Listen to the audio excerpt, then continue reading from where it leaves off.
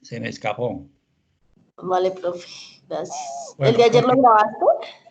¿cómo, perdón? Sí, el de ayer sí se grabó, pero el encuentro de hoy, qué pena, pero el encuentro de hoy no. De todas maneras, ya le digo, nosotros en un encuentro anterior tuvimos la oportunidad de hacer un caso completo, ¿sí? Para construir todo el flujo de caja, ¿sí? Sí. Bueno, pero sigamos con el compañero que estaba hablando allá, el amigo Cristian.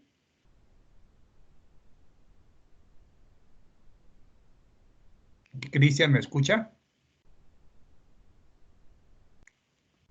¿Se desconectó? Hola, profe, qué pena. Se me cayó el internet. Disculpe. Ah, ya. Sí, le comentaba, pues, Sí, la alcancé a escuchar la pregunta. Sí, yo me basé en el libro de Johnny sí, de matemática de evaluación financiera de financiera proyectos. Sí, y señor. incluso en unos links de los videos que usted nos pasó en tanto para después de la unidad 2, las personas que explican en el video Sí, primero calculan el costo ponderado de capital para calcular el rendimiento del proyecto, no del inversionista, sino del proyecto. Entonces, como veo que usted está explicando este caso y no sí, incluyó eso, sí. entonces ahí entré como en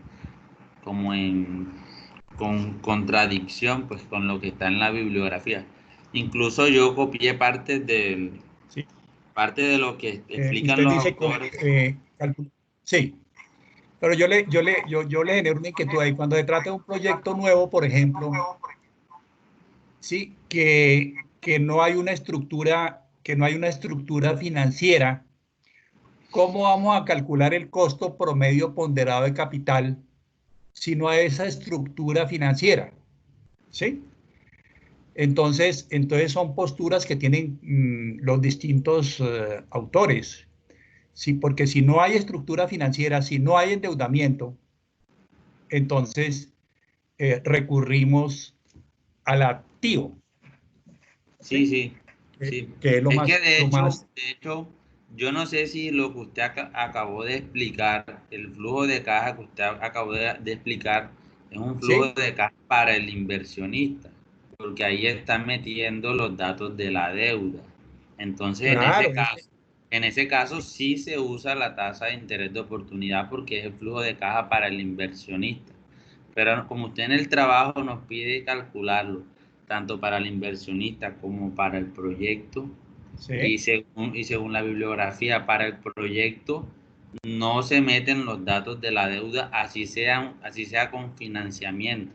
O sea, no se meten los intereses ni el abono a capital. Lo único que se hace es utilizar la tasa promedio ponderada esta de la que estamos hablando. venga, Ya, Cristian, entonces pero así fue que yo hice el sí, ejercicio. sí, Cristian, perdón, pero eso quedó lo suficientemente claro. No entiendo usted por qué hace la apreciación.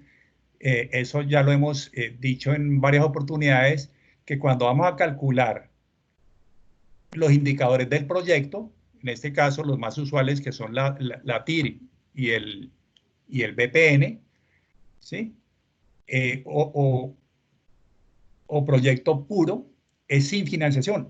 Aquí en ninguna parte hemos metido financiación, mira. Aquí en ninguna parte dice gastos financieros ni dice préstamo. Sí, aquí Profe, dice, es que no sé si es que no me he hecho entender la pregunta. Cuando leí la bibliografía, ¿sí? ¿sí? Hay un título general que se llama Evaluación financiera de proyectos con financiamiento. Ese es el título, ¿cierto? Sí, señor. El autor lo desglosa en evaluación de proyectos con financiamiento, pero el rendimiento del proyecto y por otra parte la evaluación de rendimiento del inversionista. En ambos Sí, casos son sí, con financiamiento. pero cuando se va a evaluar la eficiencia financiera del proyecto, no se tiene en cuenta la deuda. O sea que viene siendo igual al flujo cuando no hay financiamiento. La diferencia... ¿Sabe dónde está la confusión? Que hay proyectos, digamos, que realizan las empresas, proyectos adicionales, pero es una empresa que ya viene en operación, ¿sí?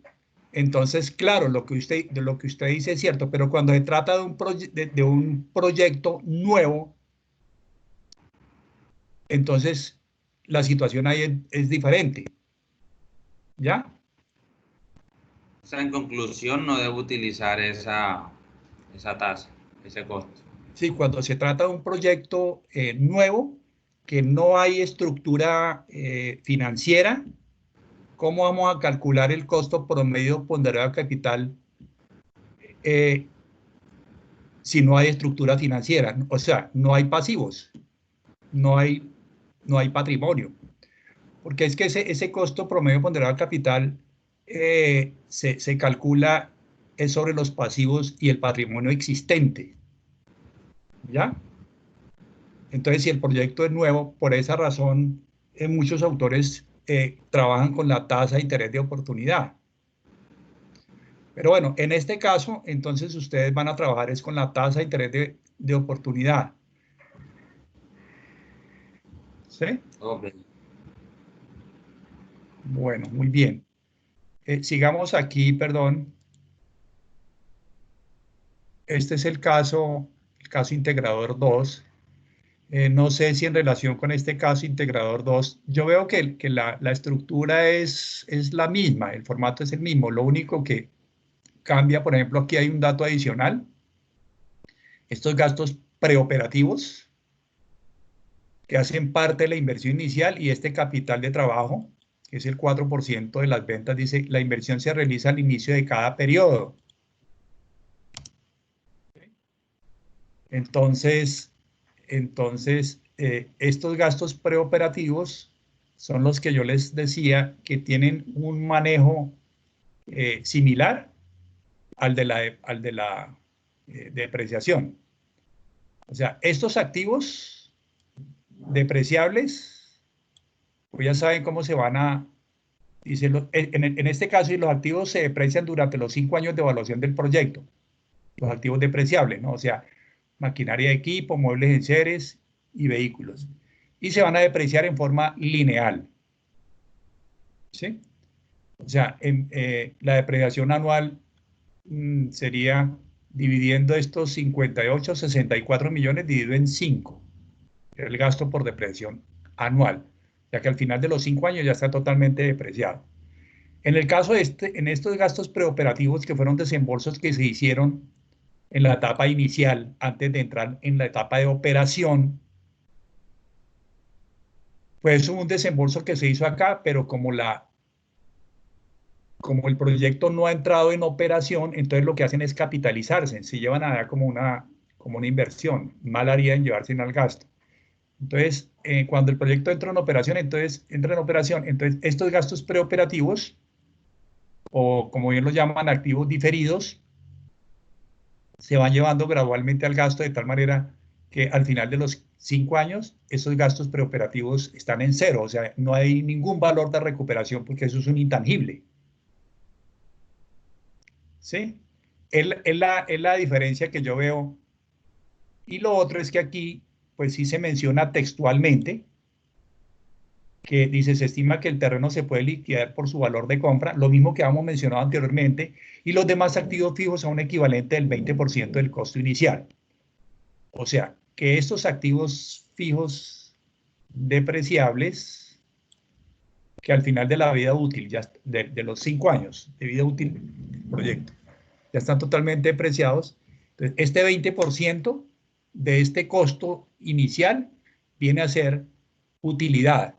Y como hay utilidad, entonces hay que liquidar impuestos y se calcula el valor de recuperación de la misma forma como lo calculamos anteriormente.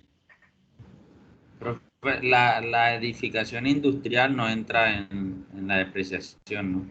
Sí, claro, sí entra, perdón, sí entra. alguien hizo la pregunta por ahí, creo que fue usted, amigo Cristian, y yo le hice la precisión en el foro. La edificación industrial es un activo depreciable, lo que no se deprecia es el terreno.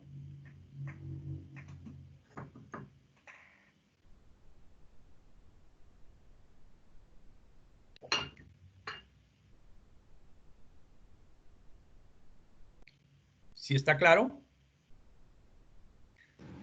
Sí, señor. Sí, señor. O sea, lo que se deprecia son esos 500 por 15, 7,5 millones, ¿no? Más estos 50, más estos 8, más estos 6. Son los que se deprecian según esos son los activos fijos depreciables. El terreno no se deprecia. Entonces, como aquí se está partiendo del supuesto de que se deprecian durante los 5 años, entonces no hay,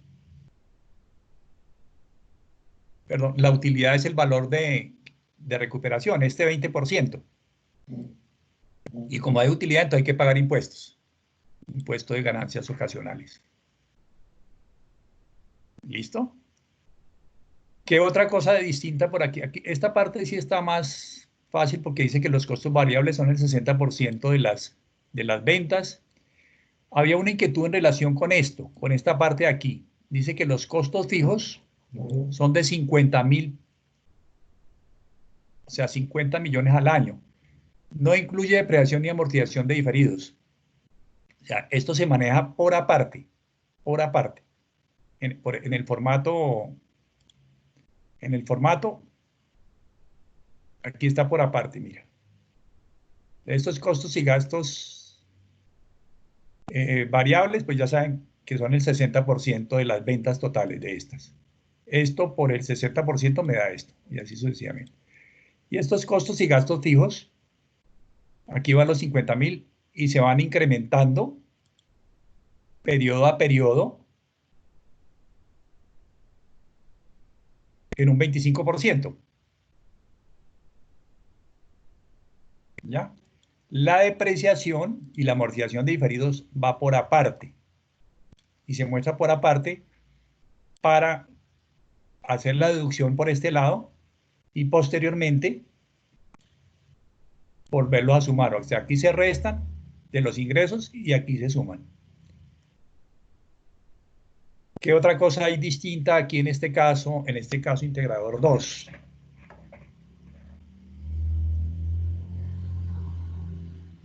El capital de trabajo. El capital de trabajo.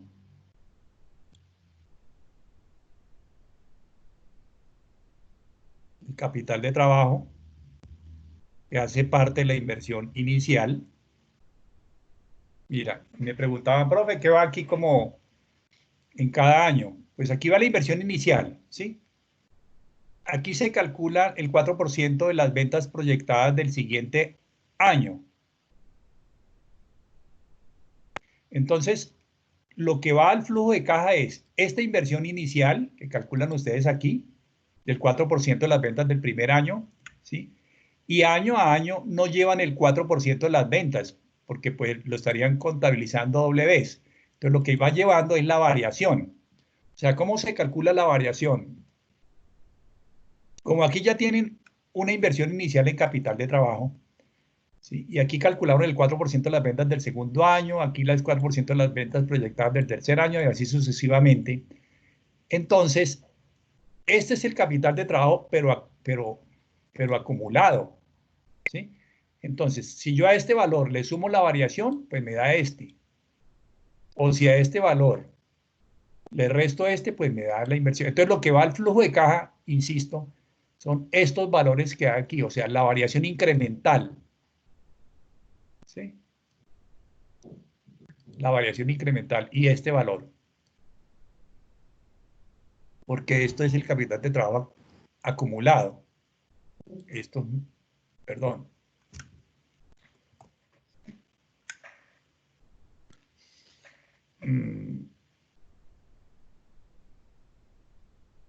O sea, estos valores no van al flujo de caja. Los que van al flujo de caja son la inversión inicial y los incrementos año a año en capital de trabajo. Y ya saben cómo se calcula.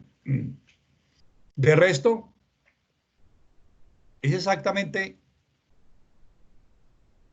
igual el caso 1 y el caso 2. Aquí está aquí está el cálculo de la TIR y el BPN sin financiación. Y aquí está el cálculo de la TIR y el BPN con financiación. Entonces aquí ya es donde hacemos la tablita de amortización tradicional y bajo NIF. No sé qué preguntas hay ahí. No sé si quieren que para los del caso 2, ¿cómo se calcula el capital, el costo promedio ponderado de capital? Les voy a mostrar que yo lo tengo por acá, perdón. Profe, o sea que solo se entregan dos flujos de caja, el de sin financiamiento y uno con financiamiento. Sí, señor. Sí, así como los tengo yo acá, mira. Ahí como el formato que le estaba mostrando. Este es sin financiación. Este es el del proyecto puro. Observen que aquí no hay ni gastos financieros ni hay préstamos. Aquí se está financiando, aquí no hay financiación. Aquí se está tomando el total de la inversión, ¿sí? Y cuando hablamos de cálculo de la TIR, esta es la del inversionista. TIR y BPN, esta es la con financiación, es la del inversionista. Entonces aquí sí tienen que tener en cuenta las tablas de amortización tradicional y bajo estándares internacionales. Y el flujo de caja no hay necesidad de trasladarlo todo desde arriba, sino únicamente desde aquí, desde donde dice utilidad operacional. Observe que esta utilidad operacional, desde aquí, o sea, no vuelvan a pasar abajo todo esto, sino de aquí para abajo, porque en este flujo de caja y en este de abajo la utilidad operacional es igual. Miren, estos valores los estoy tomando de arriba. Aquí se adiciona este rubro adicional que es los gastos financieros, que para este caso 2, el sistema de amortización es distinto. Se calcula la utilidad de impuestos, o sea, la utilidad operacional le quitamos los gastos financieros, nos da la utilidad de impuestos, le calculamos el impuesto a esta utilidad de impuestos, que en este caso dijimos que era el 30%, ¿sí? Nos da la utilidad neta, luego le sumamos la depreciación. ¿Por qué le sumamos aquí la depreciación? Insisto, porque antes de calcular esta utilidad operacional ya se había restado de los ingresos. Aquí sí tenemos en cuenta amortización de diferidos. ¿Cuántos millones de pesos son? ¿4 millones? Cristian. Sí, señor. Sí, señor, Exacto. Esos 4 millones de pesos que se invierten aquí, que están incluidos dentro de estos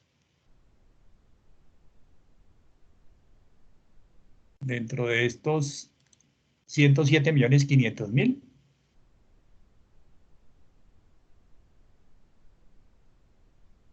¿Sí?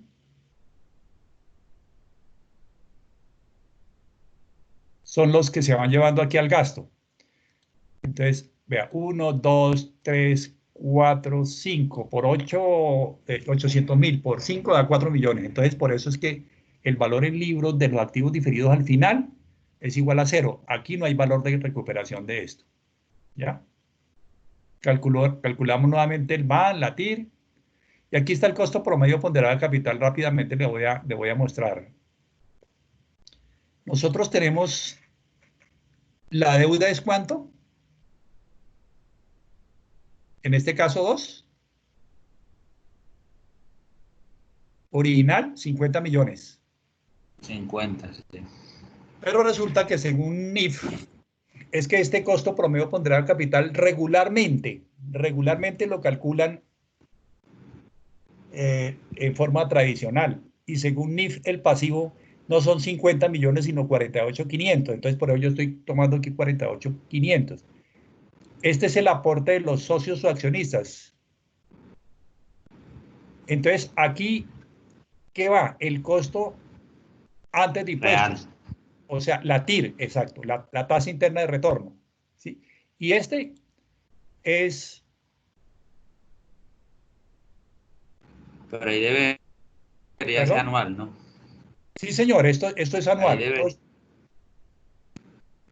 ¿Cuál porque anual? el ejercicio creo que dice 5% o 5% mensual. No, anual. Anual, veámoslo aquí.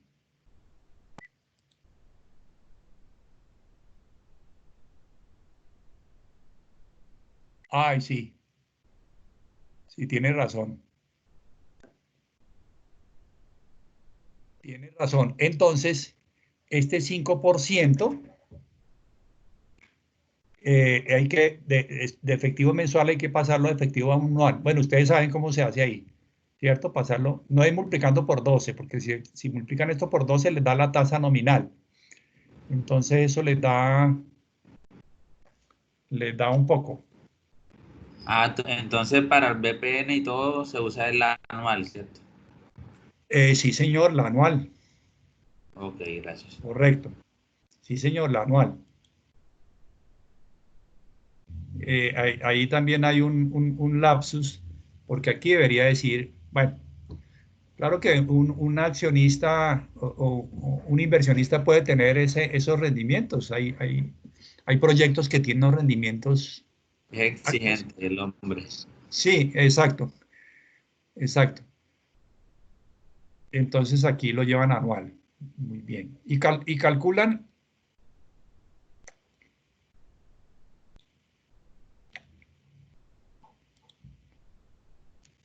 entonces aquí llevan el anual. ¿Sí?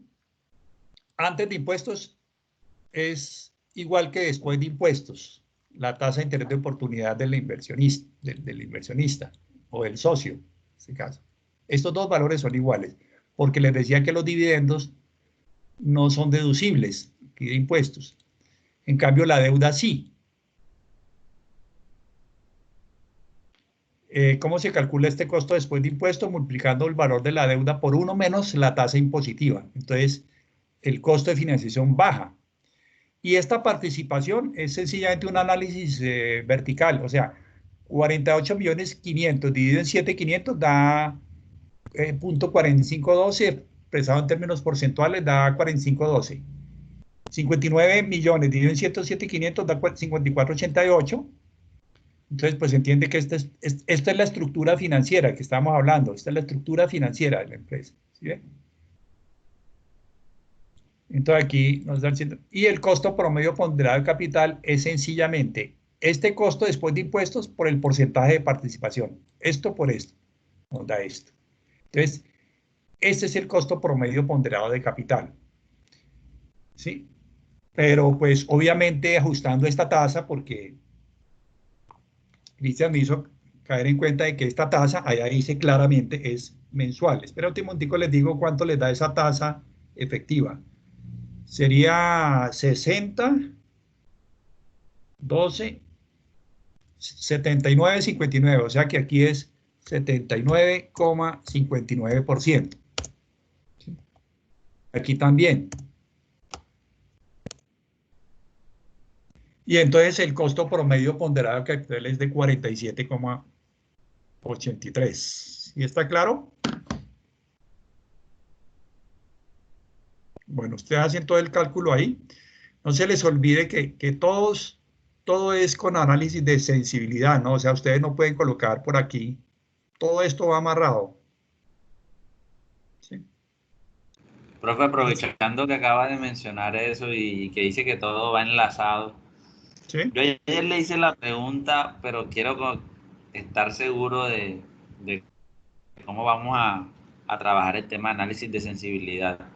Sí, Le señor. pongo el caso nuestro que nos toca variar, por ejemplo, el precio Sí, de venta del primer año, ¿cierto? Yo ese precio de venta del primer año tengo enlazado tercero, cuarto y el tema de la inflación, ¿cierto? Sí, señor. Significa que si yo cambio el primer precio, se me van a cambiar de ahí en adelante los demás precios de los demás años. Claro, Porque están claro. Sí, claro, otra. Ese mismo precio de venta me afecta el total de ingresos. claro, El precio de cada año, mayores van a ser los ingresos. claro. Ahora, yo esos ingresos los tengo enlazados, por Con los costos ejemplo, variables. con los costos variables porque son el 60%. Si Correcto. cambio el primer precio, me van a cambiar todos los precios y también me van a cambiar esos costos variables. ¿Lo Claro. hago así o ya desenlazo No, los no, no, costos no, no, variables no, no, para que no no, te... no, no, no. El de la primera forma, como dijo, está bien. Está bien claro. Si usted Ok, modifica, es que usted únicamente está modificando el precio del primer periodo, ¿sí? El precio del primer año y como lo otro está amarrado pues por inflación. Entonces, o sea, exacto. Y adicionalmente se modifican los costos variables y por ejemplo, el capital de trabajo, que también está como un porcentaje de las ventas. Entonces todo exactamente, cambiaría ahí. exactamente, sí, Ok. señor. Perfecto. Profe, y le hago una pregunta. ¿Uno tiene que mostrar los flujos de caja de esos cambios? Lo digo porque yo lo hice con el método que le comentaba ayer, que el Excel le da eso automáticamente. Uno le coloca, digamos, quiero que el precio varíe entre 10 y 30. Y pongo Sí, la fórmula del BPN, la de la TIR, y selecciono toda la tablita y él me hace el análisis, me arroja todos los resultados enseguida. Entonces no sé si sea es- necesario o simplemente presento la tabla con... sí, sí, sí, sí, sí, la tabla resumen. Es más, usted también lo puede hacer aquí, ¿cierto? Abre una hoja electrónica donde presenta el resumen, ¿sí? Hay Ah, ok. distintas formas de presentarlo. O sea, usted abre otra hoja electrónica acá en donde coloca ya el resultado. Dice, bueno, al afectar el precio de venta en tal porcentaje, entonces ya lo que queremos visualizar es finalmente Ok. cuál es esto. ¿Cuál es el Ok. análisis que se hace acá? ¿Sí? Ok. Exactamente. Muy bien.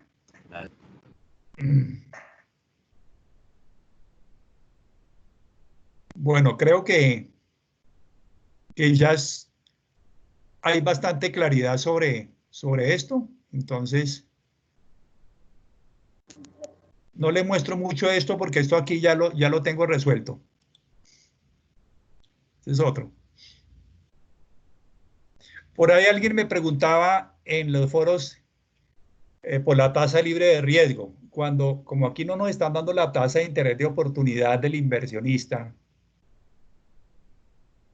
o el socio, entonces la tasa de interés de oportunidad viene a ser esta tasa libre de riesgo.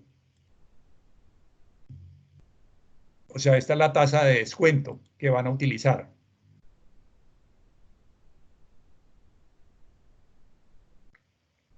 ¿Sí?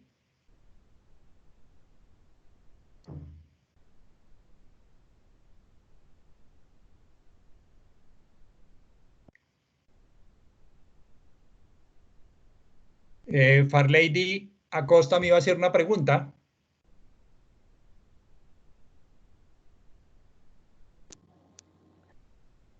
Sí, profe, buenas noches. Buenas Profe, noches. Sí, si la maquinaria me cuesta 50 millones y hago el préstamo por los 50 millones, pero esos tienen unos costos de financiamiento, me queda 48.500, ¿no debería hacer el préstamo, por ejemplo, por 51.500.000? no, no, no, no, no. No, no cambie esos parámetros. Toma los 50 millones de pesos. Lo que pasa es que lo tradicional, tú haces, así como lo hacíamos en la unidad uno. Tú haces las dos tablas de amortización, ¿no? Porque de todas maneras usted necesita calcular la cuota tradicional para hacer la otra tabla, ¿sí? Entonces, realmente usted, o sea, tradicionalmente usted registra un pasivo por los 50 millones de pesos. Sin embargo, usted no recibió 50, usted recibió 48.500, que es lo que le están diciendo las MID. Registre 48.500, 48.500.000. ¿Ya? Entonces es lo mismo que estábamos viendo aquí del caso 2. Y usted calcula la tasa interna de retorno, o sea, la verdadera tasa, digamos, de financiación para calcular los nuevos intereses. ¿Sí está claro, Farlady? Sí, profe, gracias. ¿Sí está claro, no? Ok. Lo que pasa es que cuando usted hace la tabla tradicional, los intereses los calcula con la tasa pactada, con la tasa facial. Pero cuando hace la tabla de amortización bajo estándares internacionales, los intereses los calcula con base en la tasa interna de retorno. Y la tasa interna de retorno es mayor que la tasa facial en razón al cobro de los costos de transacción. ¿Sí? Entonces, es bueno, no sé si ahí le piden las dos tablas, pero es bueno que haga las dos tablas.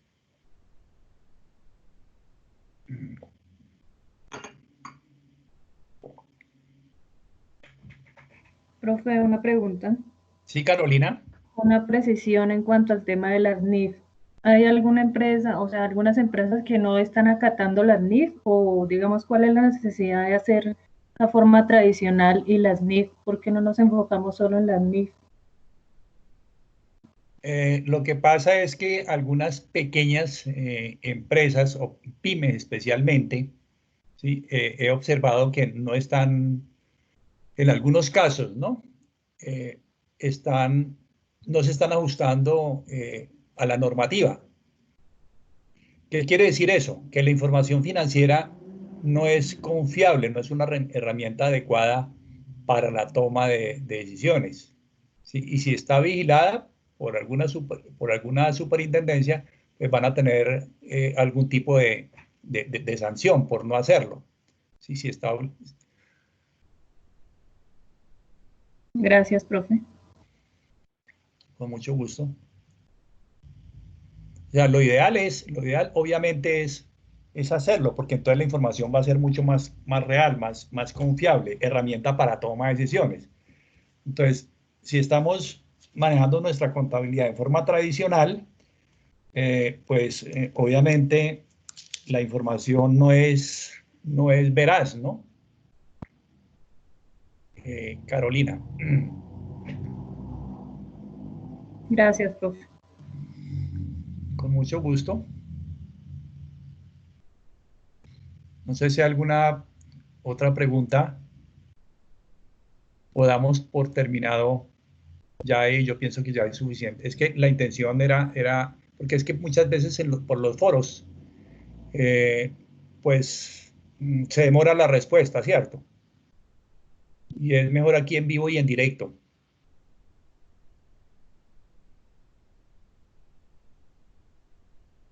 Profe, entonces, otra preguntita.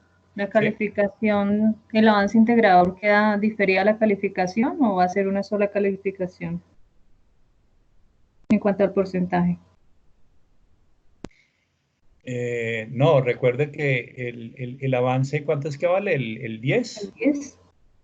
y el envío final el 20. Esta retroalimentación la estoy haciendo para que le hagan, si quedaron de pronto algunos errores en el avance, entonces los corrijan.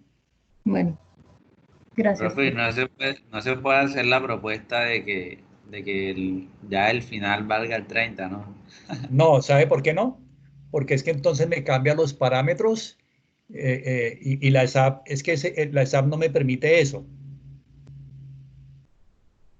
Porque yo, Ah, porque yo, yo tengo que reportar 35, 35 y 30. ¿Sí? Yo estuve evaluando la posibilidad, Cristian, pero la verdad es que no lo pude hacer porque pues para mí mucho mejor que me presenten un solo trabajo al final. sí, yo lo decía porque me imagino que muchos vamos a tener como errores ahí en esa primera entrega. Pero Sí, bueno, sí. si no se puede. Sí, no, porque es que yo no puedo reportar según las normas de la ESAP, yo no me puedo pasar, o sea, si pasamos ese 10 para allá, entonces quedaría el 40. Y el segundo, la segunda nota quedaría únicamente con el 25, ¿sí? Yo estuve analizando eso, por eso quedó así en la planeación. Bueno, muy bien. No sé si hay alguna pregunta adicional para dar por culminado ya este proceso y dejarlos ir a descansar. Oiga, le fue muy bien en la segunda evaluación, ¿no?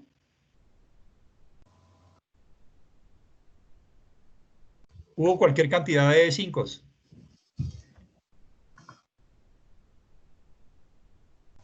Me sirvió mucho el encuentro, profe, el encuentro previo.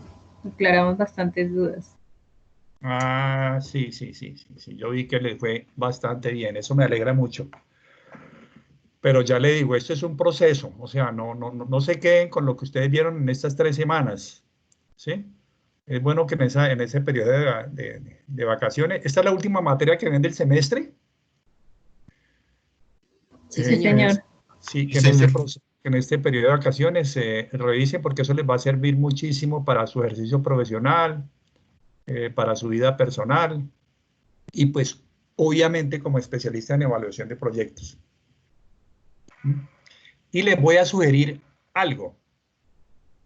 Es bueno para los que no tienen fundamentación contable, es bueno que hagan un curso de contabilidad, porque es que la evaluación de proyectos, así como está concebido, les resuelve algunas inquietudes. ¿Cuál es la rentabilidad? ¿Sí? Pero no les resuelve esta pregunta: ¿qué tengo y cuánto debo? El flujo de caja no me, el flujo de caja no me resuelve esas inquietudes.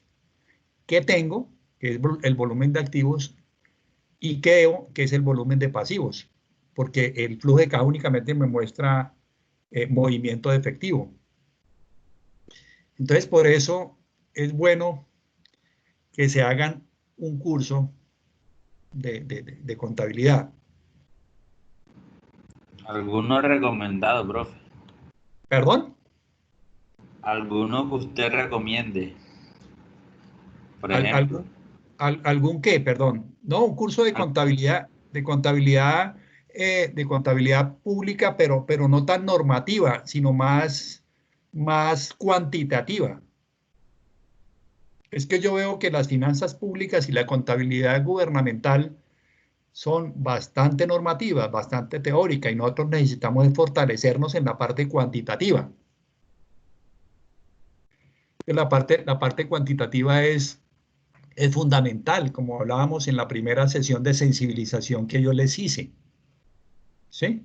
Las matemáticas son la columna vertebral de las finanzas, y las finanzas son la columna vertebral de la evaluación final, de la evaluación de proyectos económica y social, financiera, económica y social, ¿sí?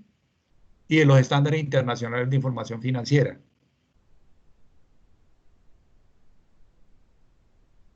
Entonces les hago esas pequeñas recomendaciones. Ustedes tienen yo les envié el libro de Ingeniería Económica de Guillermo Vaca, les envié el libro de Johnny Jesús Mesa, ¿sí? Entonces, para que sigan fortaleciéndose, ya les digo, esto se aprende es con la práctica. Al principio es duro. Por esa razón, en el otro grupo, en la primera evaluación, le fue, pero muy regular, muy mal. En el grupo de distancia. A ustedes le fue mucho mejor, así que los felicito. Gracias, profe. Con muchísimo gusto. Gracias, profe. Entonces, si no hay preguntas adicionales, los dejo que descansen y reflexionen en torno a lo que les estoy diciendo. Los egresados de la SAP se deben de fortalecer en la parte cuantitativa. O sea, ustedes son fuertes en la parte normativa, porque es que yo veo que las finanzas públicas, como les comentaba, y la contabilidad gubernamental son bastante normativas. Y resulta que ahorita con los nuevos estándares que rigen la contabilidad, esa contabilidad es mucho más cuantitativa, más... o sea, ambos elementos son importantes, yo no digo que no. O sea, la parte normativa es importante, porque pues, por cuestiones de, además de control, ¿no? Y de manejo de los recursos y del presupuesto. Todo eso se rige bajo unas normas, bajo unas leyes. Entonces, pues no habiendo nada más que mencionar, sino alguna otra dudita por ahí puntual, porque ya en los foros, ya pues el curso llegó hasta hoy. Entonces queda cerrado eso ahí. Muchas gracias, profesor. ¿Cuándo se publica el video de este encuentro? Pues yo creo que mañana más tardar, mañana por la mañana más tardar. Vale, muchas gracias. Bueno, entonces un abrazo para todos. Muchísimas gracias y ha sido un placer haberlos tenido, haber compartido estas 3 semanas conmigo. Entonces ahora sí pueden relajarse un poquito. Gracias, profe. Gracias, profe. Bueno, Gracias, profe. Feliz noche. bueno, feliz Buenas noche. noches. Muchas gracias, profe.